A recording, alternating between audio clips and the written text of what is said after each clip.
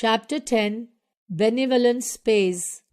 There was once a poor labourer named Raman who, with his wife Hina and his 2 children, lived in a village on the outskirts of a forest.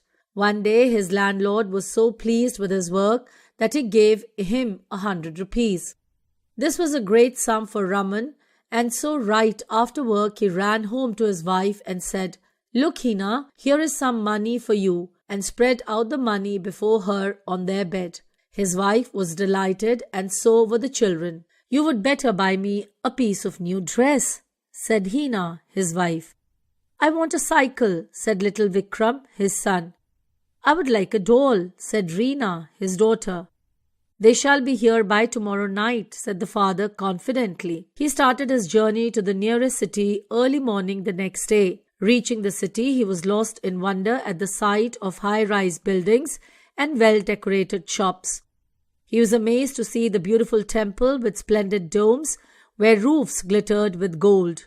Coming to the gate of the shrine, he asked an old priest if he might enter. "Yes, my son," was the reply. "Go in and give what you can spare.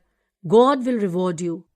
So Raman walked into the temple. With astonishment, he gazed on the riches of the temple, and with humility, he dropped 20 rupees in the box, leaving him with only 80 rupees. Then, through the noise and bustle of the crowded streets, he found the bazaar. Raman entered one of the silk shops. He chose a superb piece of blue silk with an embroidered border of exquisite design. "I will take this," he said loudly. "What is the price?"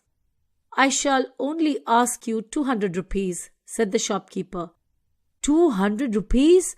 Repeated Raman in astonishment. But when Raman told him that he had only 80 rupees to spend and had to buy a cycle and a doll in addition to the silk, the shopkeeper became angry and said, "Please go to some other shop."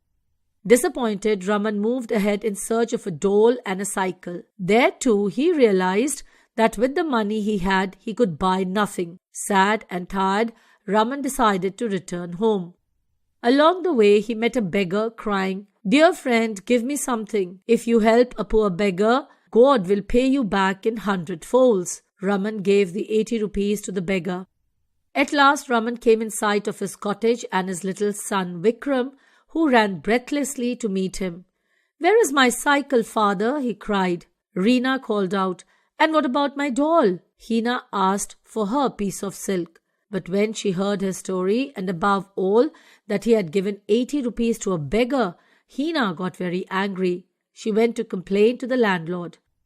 The landlord was even more angry and yelled out, "What? The dumbhead gave his 80 rupees to a beggar? Send him to me." When Raman came before the landlord, he said scornfully, "I never give more than a rupee to any beggar, but your excellency gives them 80 rupees. So, as a punishment, the landlord instructed Raman to go into the forest and start digging for water and not to return until he found it.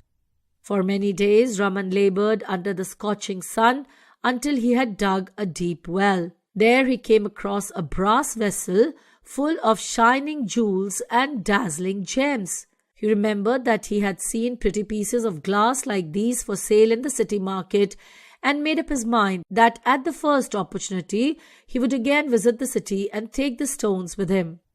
Raman did not have to wait long for an opportunity to visit the city again, for on finding water a little lower down, the landlord was so pleased that he gave him a well-deserved rest. With a pocket full of jewels, he went straight to the shop where he had seen such stones and said to the shopkeeper, "Do you want to buy more stones like these?" "Yes. Have you got one?" replied the merchant. For Raman did not look like a man who was likely to have more than one, if any.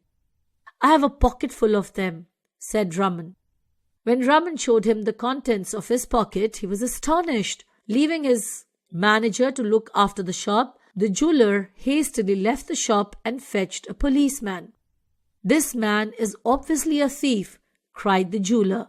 "His pocket is filled with diamonds, rubies, emeralds, and pearls of great price. Without doubt, he has found the treasure that belongs to the king, which he is trying to sell." Raman was searched. The precious stones were found upon him, and he and his own family were arrested for further investigation. While all these things were taking place, the king saw in his dreams for 3 nights in a row the holy God looking at him and saying, "Protect and favor my friend and servant."